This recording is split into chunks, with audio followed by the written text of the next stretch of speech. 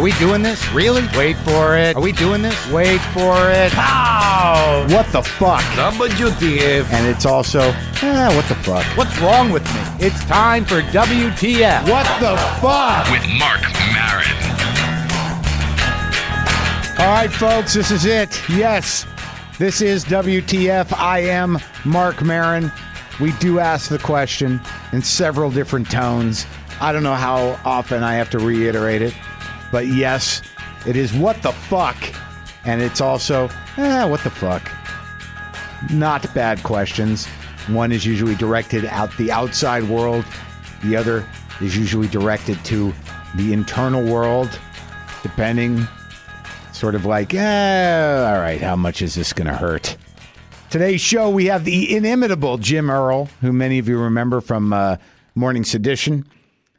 Those of you who are seditionists, fans of the old radio show, haven't talked to Jim in a few years. Looking forward to re-engaging. Also on the show, we're going to be having an in-depth discussion, or at least an engaged discussion about movies with Matthew Weiss, the filmmaker, and I guess he's my friend. I think he is. We're working on that. And we'll also be discussing movies with the amazing Brendan McDonald, who I think is producing me even when I'm not here. I don't know how that's possible, but there's some part of me that thinks like, I think Brendan's running everything here. My building, my car. I just see if there's a problem, I'm like, how come Brendan, literally, if something goes wrong in my building, I'm like, I guess I better call Brendan. He's got to make some calls for me. So Brendan will be here. But first, I think I need to do a serious what the fuck story, because this is a dark time. This is a time of transition for me. I guess you could call me bitter. I don't know that I would call it that.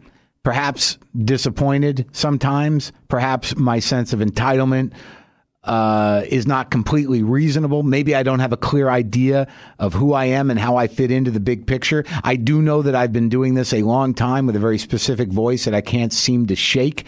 When people say maybe I should be more accessible, or maybe I should talk about things that are a little more general, or maybe I should lighten the fuck up, there's part of me that wants to. I don't always know how to do it. I've established a way of doing things that I seem committed to, but it doesn't seem that accessible. I certainly appreciate all you people that have been listening to me for years and support me and enjoy what I do, but there's part of me that wishes there were more of you.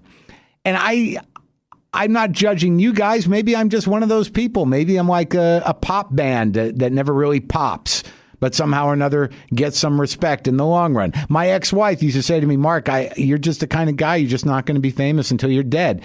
And I guess that's a nice thing to say.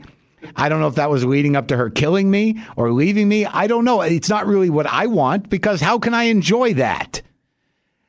But the issue is that I find myself, even given my sensibility and given the fact that I have chosen a rough road to hoe, that I seek opportunity and I like to be patronized. Is that the word? I like a patron. I like to be subsidized. I like to work for somebody that's going to write me a check. I mean, it worked out well with Air America for the first 3 shows I did. I had all the freedom in the world to talk about whatever I wanted to talk about, and I was paid for it. That's a rare thing, and I'm grateful for it. But now I'm out in the wilderness again, and now I'm doing a podcast. Now you're listening to WTF with me, Marc Maron, and I don't know how to monetize this. I don't know how to take these kind of risks. I'm not an entrepreneur. It took me a long time to realize that Hollywood wasn't my parents. So what I'm saying is, the big what the fuck for me is, what the fuck is going on with my career? Why can't I just fit in somewhere? Why can't I find my niche? And in these dark times in between gigs, where I'm not doing what I need to do to put my brand out there because of my fundamental insecurity, which is a plague of anybody who is talented. People who are really successful and are capable of selling themselves are usually mediocre. That's just the truth. Because if they have that kind of confidence, they must be lacking in talent, or else they're using all their talent to do that. So whatever the product is, they're just able to shove it into your heads in such a way that you jump on board. Or maybe it's just safe and that's what people want. That has not been my experience. So now in one of these dark times, one of these gray areas where I don't know what's going to happen next, and I'm doing what I can to get some things going, I'm taking meetings, which is what happens in Los Angeles. When you look at it as a business, most people, they take a lot of meetings. They come up with a lot of ideas. They go a lot of places. They try to sell their ideas.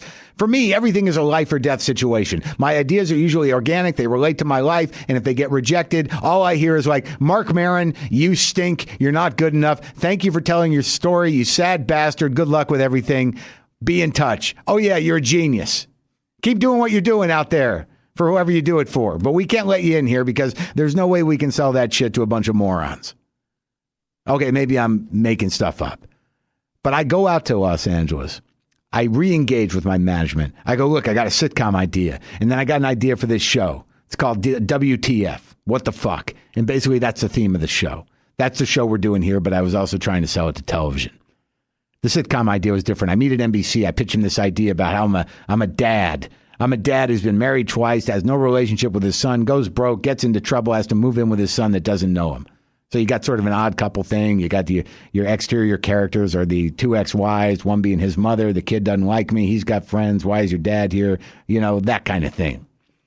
It was a good meeting. Got some laughs. Then I got a call from my management. Yeah, they already have 2 stories like that in development. What does that mean? Is that the zeitgeist?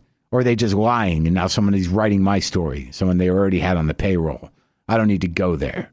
So I go to another meeting, I go to Comedy Central. I pitch What the Fuck. It's me and a female host. We have a contentious relationship. We just run through stories with the What the Fuck theme and a couple other elements. Everybody loves it. It's great. Sounds good. We'll get back to you. Haven't heard back. Then my management says, we're taking you to E. E? What the fuck is E?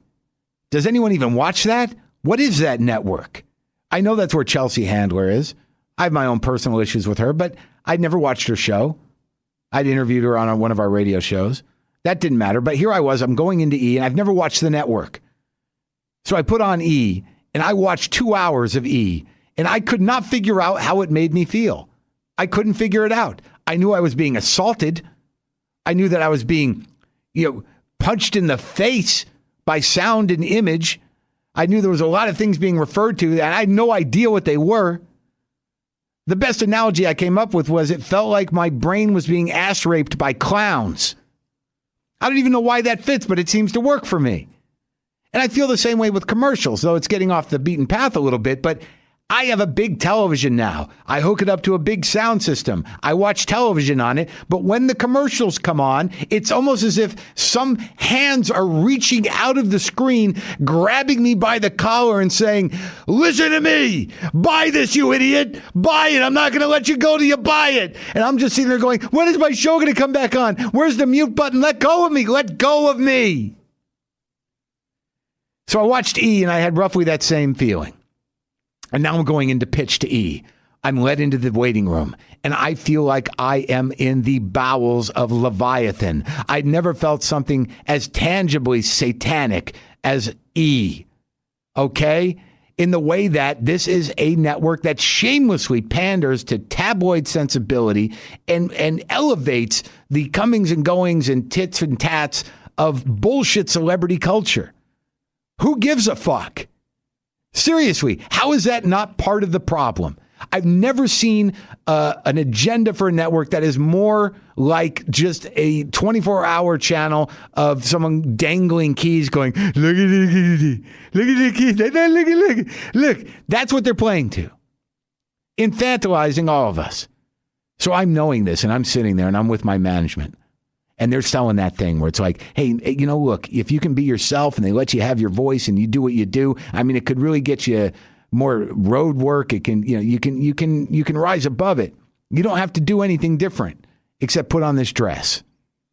I think that's a Bill Hicks joke, isn't it? Where he says, yeah, go do whatever you want to do, but wait, put this dress on or put on this makeup, put on this wig. It's Sam's? Yeah. Sam Kinnison's? So. Oh, good. Well, I don't want to steal anyone's joke, so I'm referencing somebody. It's one of those great comics. Thank you, Matthew Weiss. So I'm knowing this, and I'm sitting there, and I'm like, all right, well, maybe if I can pitch a show, it'll work out. So I go pitch a show. I'm in this room with 3 women. They're all very nice. Everyone's nice there. It's show business, and that's what I keep saying to myself. What do you expect, Mark? You're not auditioning for the Nobel Peace Prize. Do they have auditions for that? It's just not. It's show business. There's no moral structure. There's no context. There's no barometers of integrity. It's show business. So now all of a sudden I'm rationalizing it. Now I'm like, well, I don't got a gig. Maybe they'll like my idea. This is show business. This is work. This is how it works. Why am I so hard on myself? So I pitched this show to these 3 women, and they're loving it. They love the show, and then one of them starts talking. Well, look, we have Chelsea on, and I honestly, I watched Chelsea Handler, very good at what she does. She's funny. She's crass. She knows her parameters. She's good at it. But here's the problem. They start talking. They're like, look, you can be what you want to be. You can be yourself. But you know what we do here? We do, we talk about show business. And I'm just saying that, look, you can talk about Kim Kardashian, but we have to respect Kim Kardashian because she's on the network. So, Chelsea talks about Kim Kardashian and you just have to figure out where the line is. And I'm listening to her. And in my head, all I'm thinking is, who the fuck is Kim Kardashian? I have no idea who she is. But I don't say that. I say, of course, absolutely. I would never do that. Yeah. And I'm starting to feel that queasiness. Like this can't be where I end up. I have too much on the line. I'm too proud. I have integrity. I have about 1,200 people that respect me. I would probably lose them only to gain maybe 30,000 other people that don't understand me, who I will surprise in person, and they will be disappointed. So I'm in the meeting and it's going fine. And my 2 managers there. Then the woman who runs Lisa Berger, who has known me since I was a kid, because she used to be at MTV and I did a comedy show for MTV maybe 15, 20 years ago. I haven't seen her in 15 years, but we had a relationship. I knew her. We all hung out at that time. She walks in. She's like, oh my God, Marc Maron's here. Marc Maron's here. And we hug and we kiss and we talk and, we schmooze. And they brief her on my idea. I tell her a little about it, and she's happy to see me. And then she literally says, Marc, look, I know who you are. I know what you do. You're a smart guy. You talk about things. Are you sure you want to be at E? And I, of course, said, hey, look, if we can make it work, yeah, why not? She goes, well, you do know that we don't talk, we're not going to be talking about Salman Rushdie's new book. And so I said, does he have a new book out? Everyone laughs. And I wouldn't talk about Salman Rushdie's new book anyways. But I was grateful for her acknowledging my talent to that degree that she thought that maybe this wasn't the right fit. So I'm like, all right, why do I had to? I pitched it and I'm glad. So after all these meetings, a week later, I get a call from my manager. NBC, as I said, already has a show in development like that. Comedy Central hasn't really gotten back to them. But E is very excited.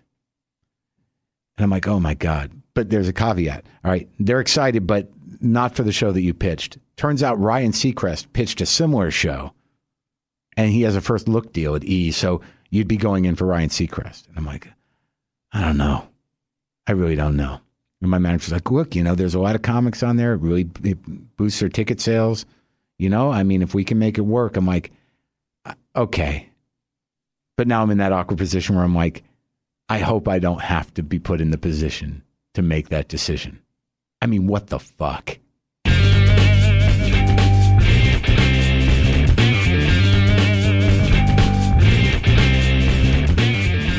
For those of you who don't know, I hosted is a word? No, it wouldn't be seminal, but a cult classic.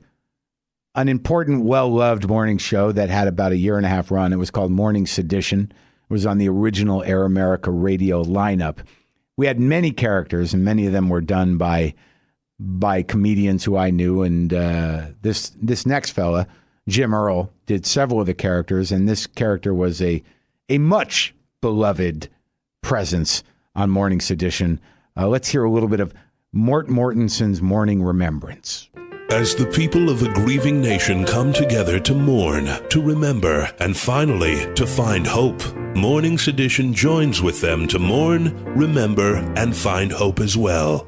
And so we bring you the stories of those who have lost their lives, those who inspire us to carry on. Here now is Morning Sedition grief correspondent, Mort Mortenson. James Griffin, co-founder of the band Bread. Oh. This week, the music world received word that James Griffin, founding member of the soft rock group Bread, is toast. In a statement released today to hopeful fans, Griffin's manager said there was no truth to the rumor he's risen. But I guess that news is pretty stale by now. Oh, no. Got something in my eyes. Who's chopping onions? Never one to loaf. Griffin helped form Bread in 1968. And after they released the hits Make It With You and Baby I'ma Want You, Bread was on a roll. Any way you sliced it, bread was hot. There's a cop button over there. Bread made a lot of dough. Oh, is there a cat in here? Griffin had been in good health until last week when doctors labeled his condition as crummy. When loved ones discovered his body, witnesses say the former lead singer of Bread was crusty. Completely riddled with fungus. Oh, man. Nothing could be saved, not even the heels. Oh. You bring a ficus plant near?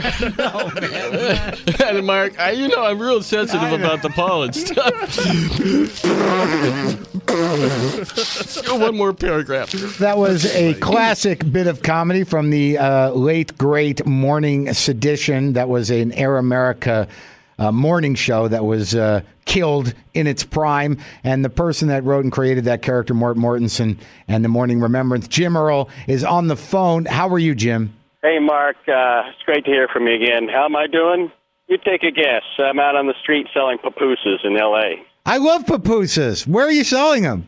I'm on here on Fairfax and Sunset.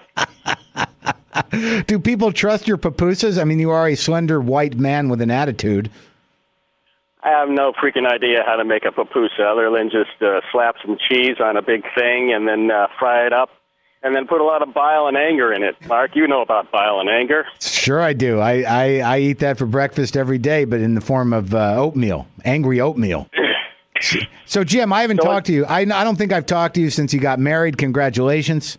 Hey, thanks. We'll talk about that some other day, but what else do you want to talk about? Well, I'd like to congratulate you on all your success with your band. Really? Have you heard my band?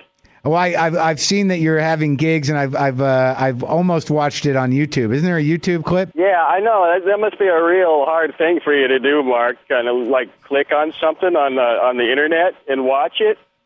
I mean, you probably have a lot of more important things to do, like, I don't know, groom your beard. Yeah, well, yeah, exactly. See, you do know me, Jim, and that's why I don't understand why we don't talk more. I just don't get it, because this conversation so far has been nothing but enjoyable. I think it probably has something to do with your obsessive fear of intimacy. Yes, I'm sure it does.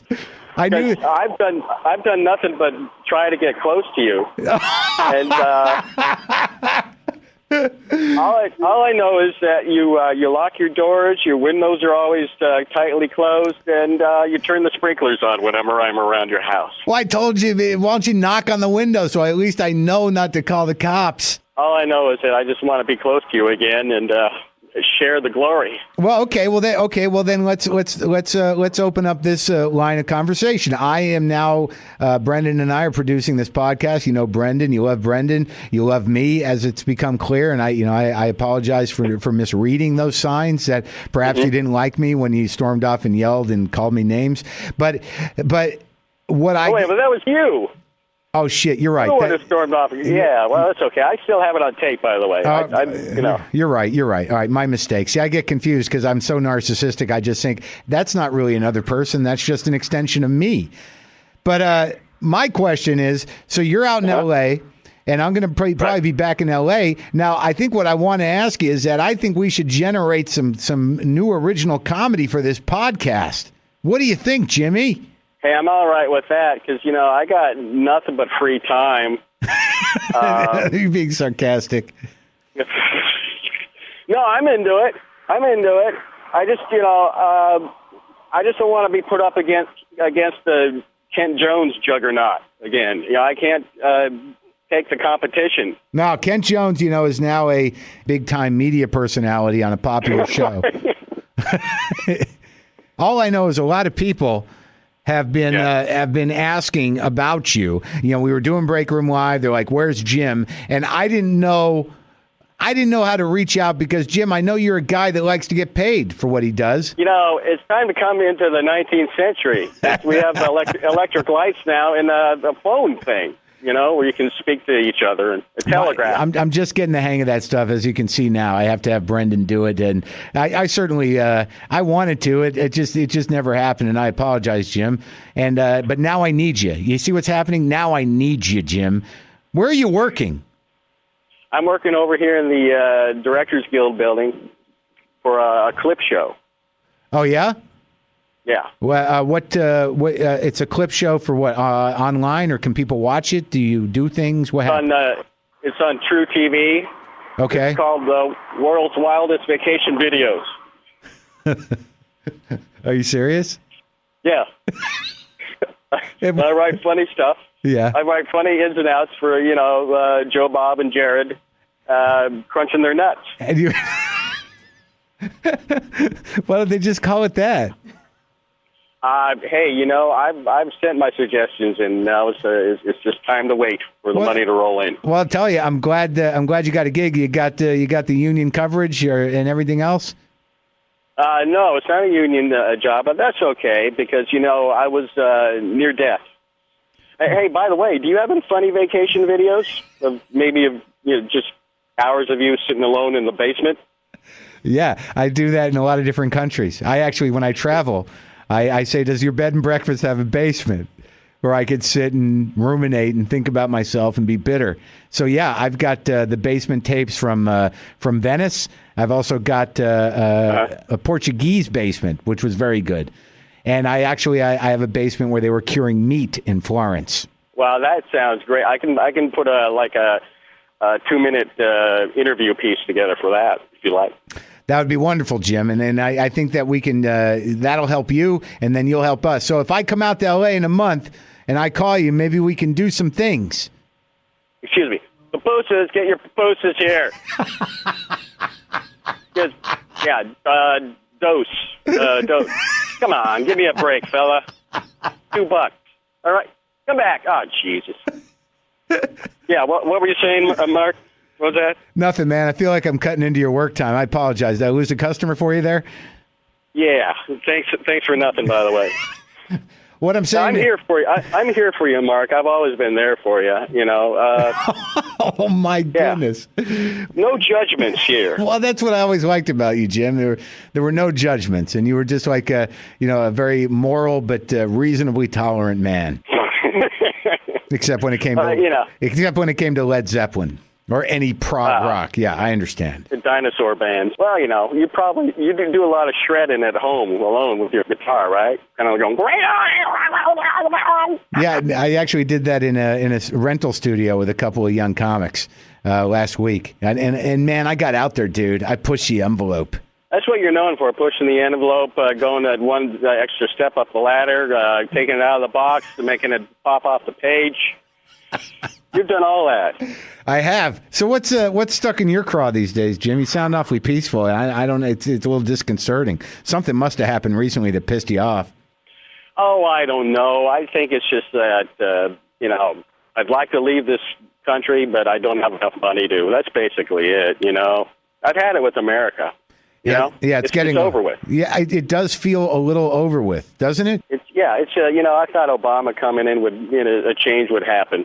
But nah, it's just the same old crap. So I'm moving to Amsterdam as soon as I get the enough money to open up a donut store / whorehouse. Well, I'll tell you what. If you need any help with that, if we can make this thing work and take off and make a few bucks, I'll definitely cover the donut side of that equation for you. Hey, I'm open to that. I look forward to working with you again and to getting yelled at. Well, I'll try to make that happen, Jim. Thanks for talking to me, man. Yeah, no problem. Whatever. Bye. So long.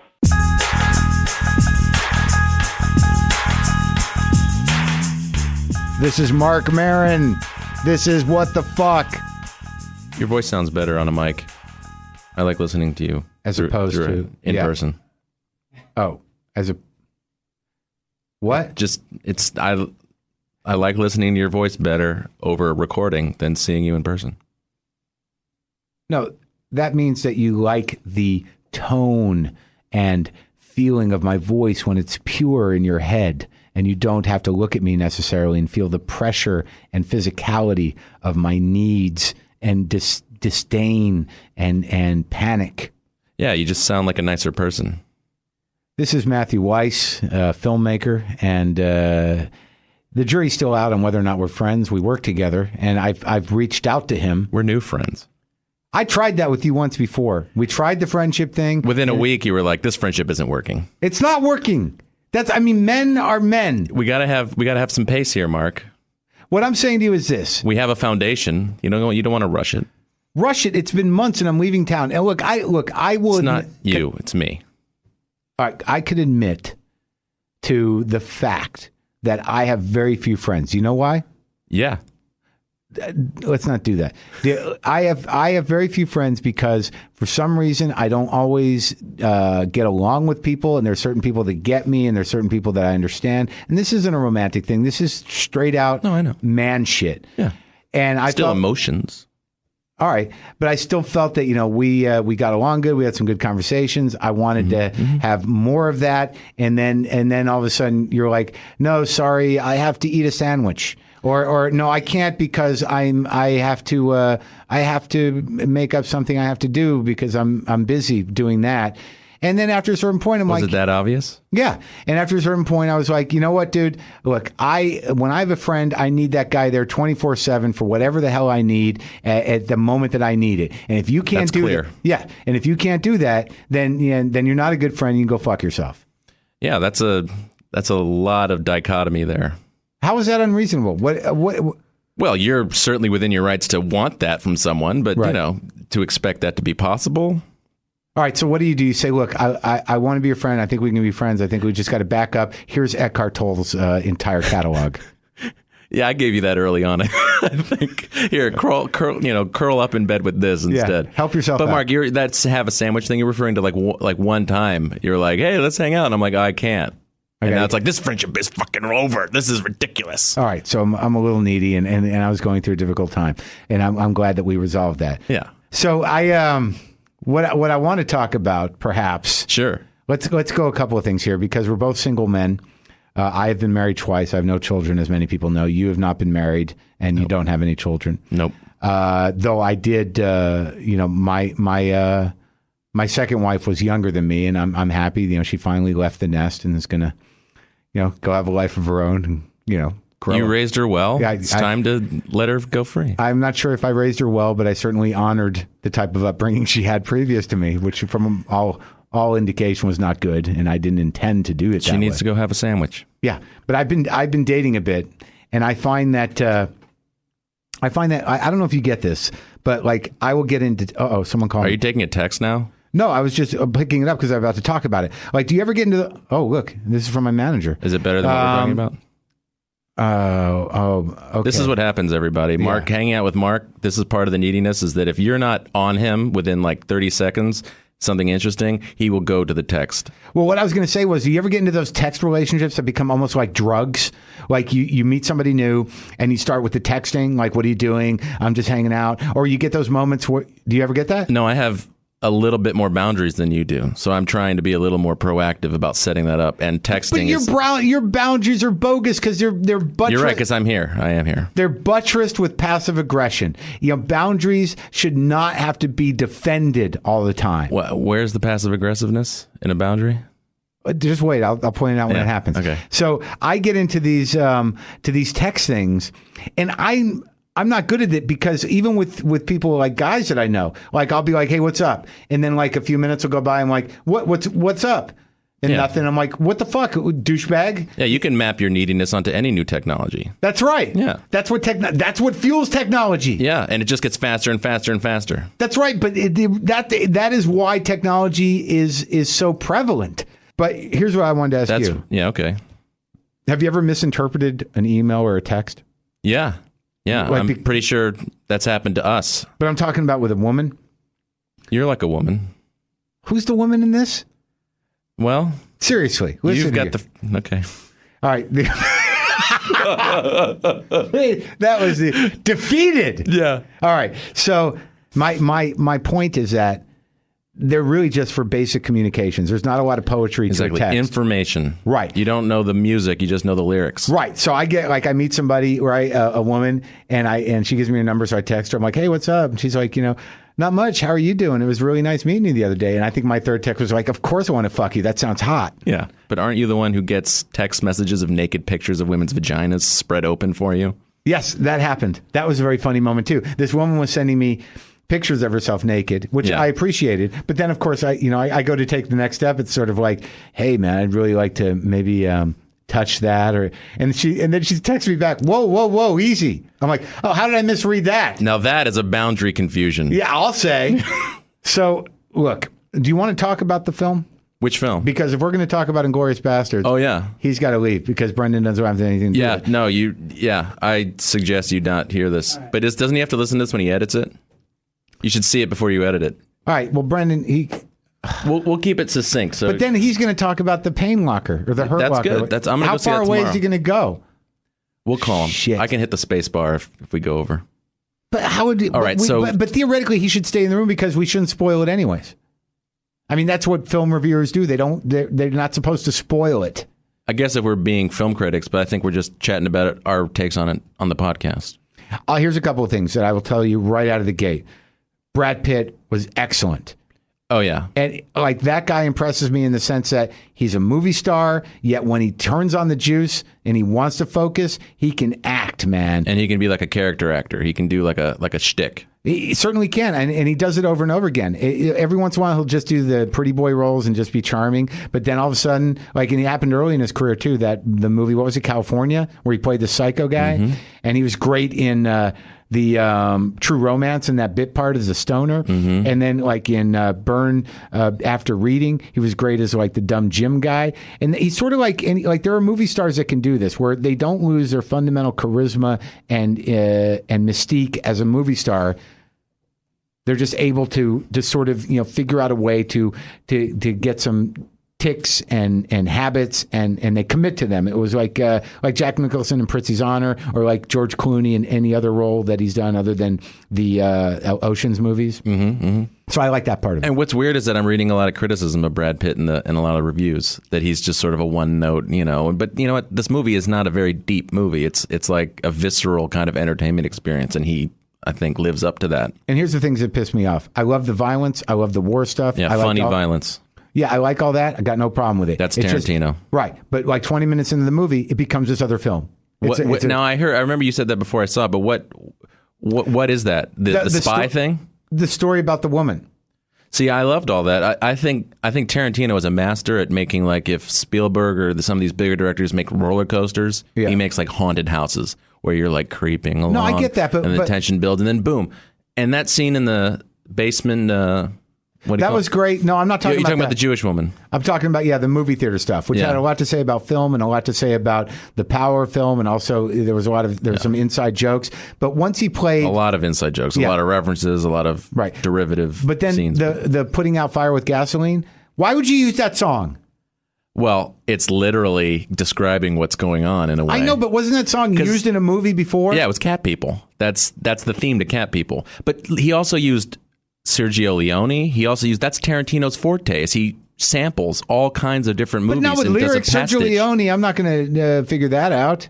Well, he's saying, I don't give a crap. I have a record room in my house, and I love this record, and I'm putting it on, and that's what it takes to be me. I'm not complaining. It was a completely satisfying movie, and I thought it was great. I loved seeing all the Nazis. I loved the guy that played the SS guy. He was genius. He was hilarious. The opening sequence at the French farmhouse was beautiful. I mean, the movie's amoral, though. You have to admit that. It's not... The wish fulfillment of World War II ending in the way that he portrays is I was confused. My jaw was on the floor. I was viscerally involved. But that's also makes you kind of sad, right? Because it's like, wait, it didn't go that way. But what's interesting, that even knowing how it went, that I found, as jarring as the ending was, that it was very satisfying. Oh, yeah. I mean, I was like, holy crap. And I didn't think it would work. There's no reason why that should work. Yeah, but it's like a dream, and you wake up, you're like, oh man, that girl was so hot in that dream, but now I'm awake and I'm alone. Right. So in a way, it's kind of, that's why it's amoral and ballsy, and he absolutely has no sort of insight into World War II beyond how it plays as a movie. Well, it's really he's rewriting this movie. Like, that's a terrible ending to that war. Yeah, he thinks it should end like that. Yeah, but I thought that was kind of cool. Yeah, that's why I always can respect Tarantino as much as a derivative filmmaker as he is, as much as he has a lack of insight into like true human motivations. He is such a cheerleader, and his enthusiasm for movies as such is so contagious, especially to a fellow film enthusiast. Although I like to think that films can do a little bit more than what he gives them credit for. He does an amazing job of sucking you in. I think that's true, and I think that he's such a fan of the medium in all levels. Yeah, he's like a retarded kid that's running around in circles. You're like, oh, he's so cute. Look up. That's so funny. He's a film savant. Exactly. But he's not. He has no sense of depth in terms. No, he's like eternally 17. He doesn't have much humanity. He doesn't have much humility. Yeah, but so what? That's boring. Right? And there's no character arcs. Yeah. Let's bring Brendan back. And I think he can listen to that. Yeah, he can definitely listen to that. Brendan, I don't think we did anything that you're gonna. Yeah, you won't. It won't bother you at all. Not we went out of our way to do it. Yeah. Well, that's good, because I just realized too that the people listening to the podcast aren't able to get up and leave the room. They'll have to just stop listening. If you guys were giving spoilers away. No, we're not. We didn't do any spoiling. Okay, that's good. Because I have to learn how to do that. Because you know what? I've heard worse ones in reviews, actually. I got a lot of flack for spoiling something once I didn't even know it, because I thought the movie was so bad that I figured that if anyone paid to see it, they got to be morons. Oh, the day after tomorrow. Yeah, the day after tomorrow. What about the day the earth stood still? People complained about that too. Yeah, but who's going to see it? Who the hell would see that movie? That's not for you to decide, Mark. All right, so we're going to talk about a movie now that you didn't see. What is it? The Foot Locker? The Hurt Locker? The Hurt Locker. The Pain Locker? Yeah. The Pain Locker could be a good title, too. Are there spoilers in that? Because I'm going to go see that on Saturday. No, I mean, there's not really any way to have a spoiler in this movie. Does he not die? No. I don't know that it's a movie. There's not really a narrative plot. It's a lyrical film. Yeah. Okay. There isn't a driving story other than the experience of this particular unit in the Iraq War, and they were basically a unit that was support and technically were to defuse bombs. I mean, that's what they did. Right. And they were specialists, and it was a small unit. I think there was only 4 guys, right? 4 or 5 guys, 3 guys. There was the guy that went out and defused a bomb, and then the 2 guys that covered them. And I think it was one of these war movies now that redefines how we see war, certainly on film, but I think in general too. I mean, it sort of started for me with Black Hawk Down.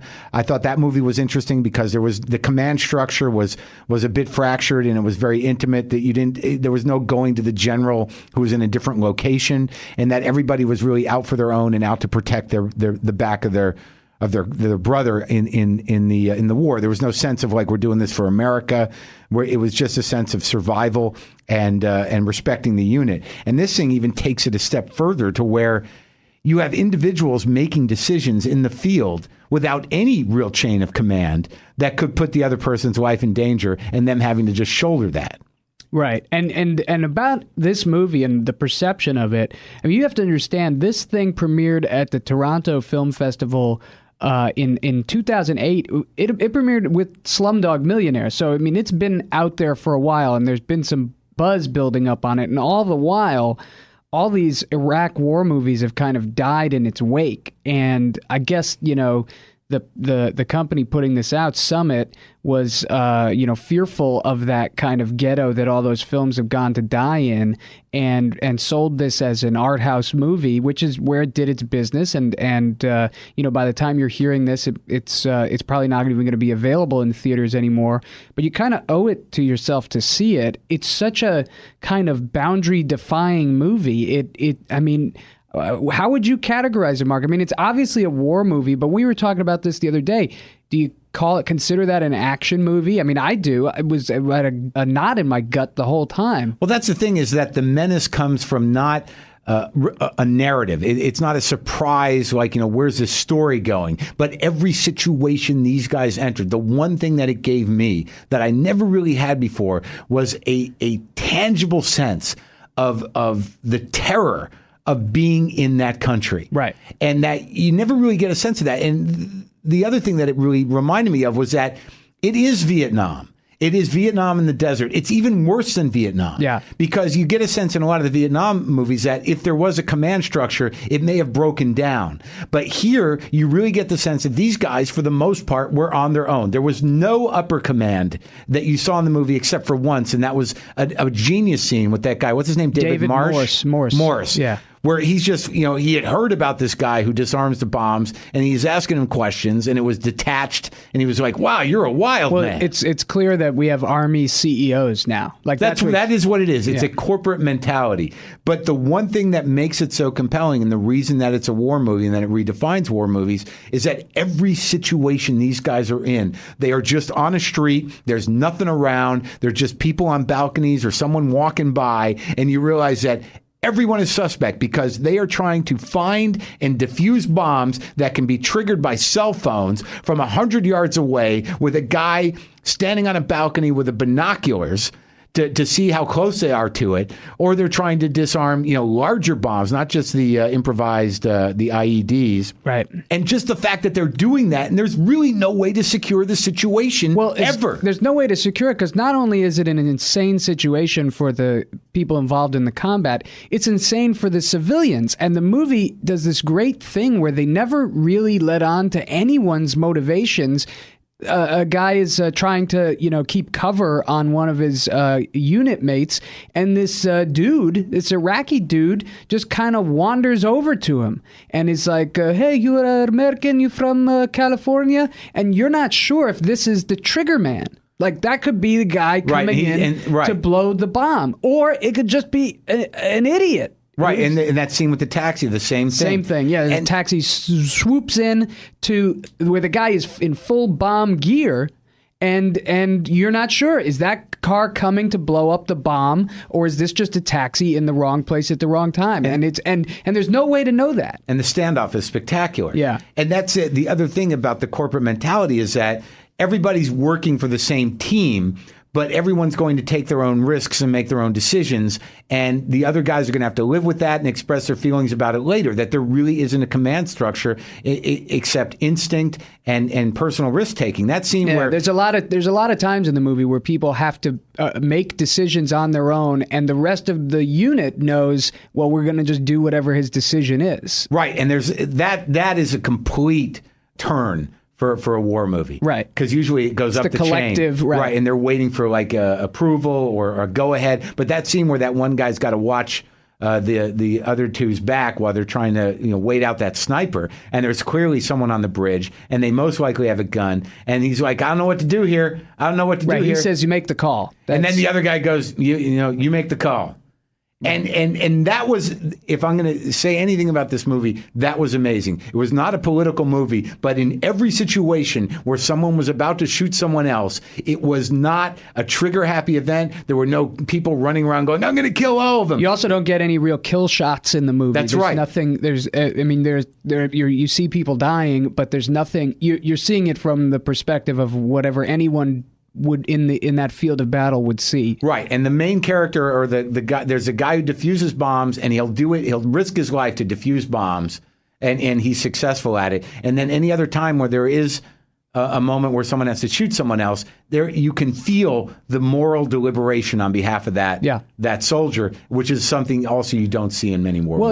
And you say it's like Vietnam in the desert. I'd take it one step further, because if anybody has seen any images from the movie, whether it's the trailer or the commercials or even the poster, you see this guy in this bomb suit, which is, this huge multi-layered jumpsuit, basically, with armor on it and a huge almost space helmet. And there's a lot of beautiful shots that the director, Catherine Bigelow, is obviously doing deliberately here to show him walking off toward that solitary area that's been cordoned off because there's a bomb there. And he looks like a spaceman.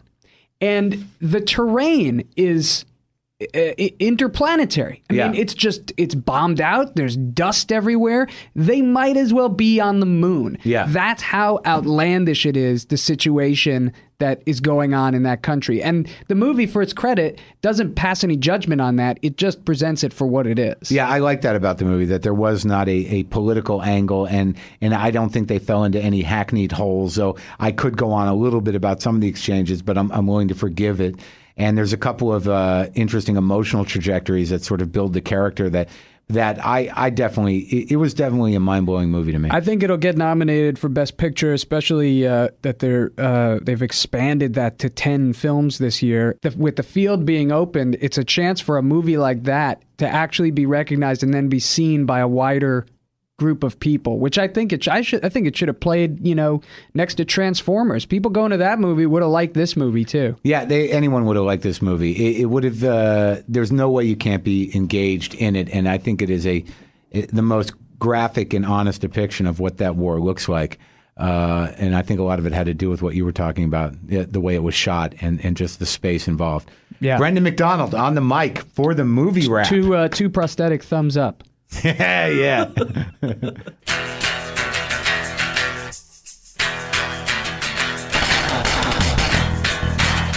Okay, that's it. Thank you for listening. This has been WTF. I am and was and will be, I hope, Marc Maron. Thank you for listening. Hope you're enjoying the shows, the new format. And remember, don't ever be afraid to scream at the sky. What the fuck? And don't ever be afraid to cut yourself a little slack and say, what the fuck?